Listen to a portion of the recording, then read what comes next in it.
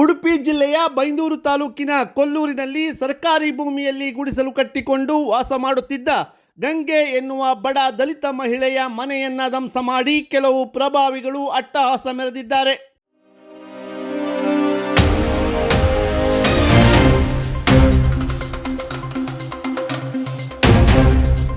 ಈಗಾಗಲೇ ದಲಿತ ಸಂಘಟನೆಗಳು ಬೀದಿಗಿಳಿದು ಹೋರಾಟ ಆರಂಭಿಸಿದೆ. ಜಿಲ್ಲಾಧಿಕಾರಿ, ಸಂಬಂಧಪಟ್ಟ ಇಲಾಖೆಗಳು ಕಣ್ಣು ಮುಚ್ಚಿ ಕುಳಿತುಕೊಂಡಿರುವುದು ಆಶ್ಚರ್ಯ ಹುಟ್ಟಿಸಿದೆ. ನನ್ನ ಹೆಸರು ಗಂಗೆ, ಕಲ್ಯಾಣಗುಡ್ಡಿ, ಹೊರಗ ಜನಾಂಗದವ. ನಾನು ಕನಸಲ್ಲೂ ಅಂಟ್ಲಿಲ್ಲ ಇವರು ಈ ಥರ ಮಾಡ್ತಾರೆ ಅಂದೇಳಿ.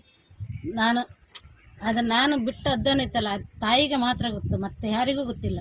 2 ಮಕ್ಕಳನ್ನ ಹಾಕೊಂಡು ಈಗ ಒಂದು ಸಿದ್ದಕ್ಕಿ ದುಡ್ಕ ಬಂದು ಸಂಸಾರ ಮಾಡ್ತಾ ಇರುವತ್ತಿಗೆ ಇವರು ಏಕೇಕಿ ಬಂದು ಈ ಥರ ಎಲ್ಲ ದೂಡಿ ಹಾಕಿ ಎಲ್ಲ ಪಾತ್ರ ಪೊಗಡಿ ಎಲ್ಲ ತಗೊಂಡು ನಾನು ನಿನಗೆ ಯಾವ್ದ್ರ ಬೇಕದು ನಿನ್ನ ಪಾತ್ರ ಯಾರು ತಂದು ಕೊಡ್ತಾರೆ? ನಂಗೆ ಗಂಡ ಇದ್ರ ಮಕ್ಕಳು ಇಬ್ಬರಿದ್ರು ಅವ್ರು ಏನು ತಗಪ್ಪಾರ, ಏನು ತಪ್ಪಾರ? ಅವ್ರಿಗೆ ಒಂದ್ಸಿದ್ದಕ್ಕಿ ದುಡ್ದು ಗಂಜಿ ಮಾಡಿ ಹಾಕ್ತಾನೆ ನಾನು. ಕೊಲ್ಲೂರು ಗ್ರಾಮದ ಸರ್ವೆ ನಂಬರ್ 160ರಲ್ಲಿರುವ ತಮ್ಮ ಟ್ರಸ್ಟ್ನ ಹೆಸರಿನಲ್ಲಿರುವ ಜಾಗದ ಮೇಲೆ ನ್ಯಾಯಾಲಯದ ಆದೇಶ ತಂದು ಸರ್ವೆ ನಂಬರ್ 121ರ ಸರ್ಕಾರಿ ಭೂಮಿಯಲ್ಲಿ ವಾಸ ಮಾಡಿಕೊಂಡಿದ್ದ ದಲಿತ ಕುಟುಂಬದ ಮನೆ ಧ್ವಂಸ ಮಾಡಿ ಆ ಕುಟುಂಬ ಬೀದಿ ಪಾಲಾಗುವಲ್ಲಿ ಕಾರಣವಾಗಿದ್ದಾರೆ.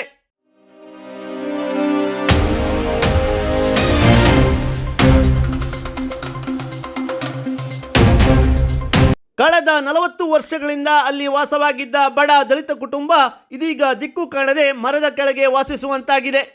ನ್ಯಾಯಾಲಯದ ಆದೇಶವನ್ನು ದುರುಪಯೋಗಪಡಿಸಿಕೊಂಡು ಸರ್ಕಾರಿ ಜಾಗವನ್ನು ಕಬಳಿಸುವ ಉದ್ದೇಶದಿಂದ ಅಲ್ಲಿ ವಾಸವಾಗಿದ್ದ ಕುಟುಂಬದ ಮನೆಯನ್ನು ಧ್ವಂಸ ಮಾಡಿ ತಮ್ಮ ಶ್ರೀಮಂತಿಕೆಯ ಪ್ರಭಾವದ ದರ್ಪ ಮೆರೆದಿದ್ದಾರೆ ಎಂದು ದಲಿತ ಮುಖಂಡರು ಆರೋಪಿಸಿದ್ದಾರೆ.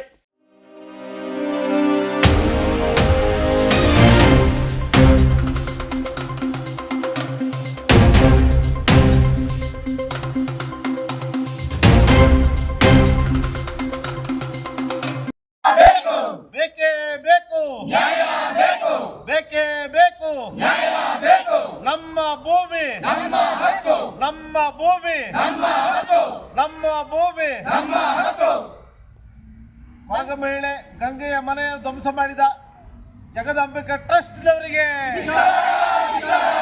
ಹೊರಗ ಮಹಿಳೆ ಗಂಗೆಯವರ ಮನೆಯನ್ನು ಧ್ವಂಸ ಮಾಡಿದ ಜಗದಾಂಬಿಕಾ ಟ್ರಸ್ಟ್ನವರಿಗೆ, ಮನೆಯನ್ನು ಧ್ವಂಸ ಮಾಡಿದ ಅಧಿಕಾರಿಗಳಿಗೆ, ಹೊರಗ ಮಹಿಳೆ ಗಂಗೆಯವರ ಮನೆಯನ್ನು ಧ್ವಂಸ ಮಾಡಿದ ಅಧಿಕಾರಿಗಳಿಗೆ ಬೇಕೇ ಬೇಕು, ಬೇಕೇ ಬೇಕು, ನಮ್ಮ ಭೂಮಿ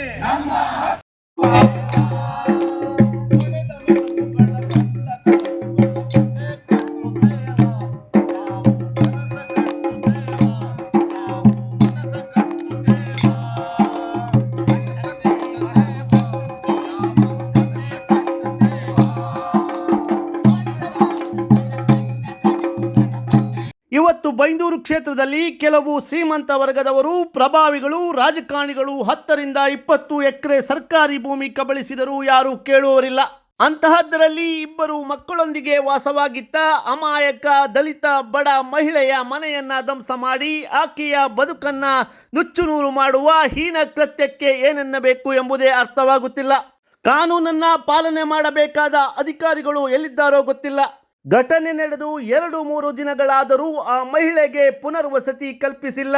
ಹಾಗಾದರೆ ಜಿಲ್ಲೆಯ ಅಧಿಕಾರಿಗಳು, ರಾಜಕಾರಣಿಗಳು ಎಲ್ಲರೂ ಪ್ರಭಾವಿಗಳ ಜೊತೆ ಶಾಮೀಲಾದರೆ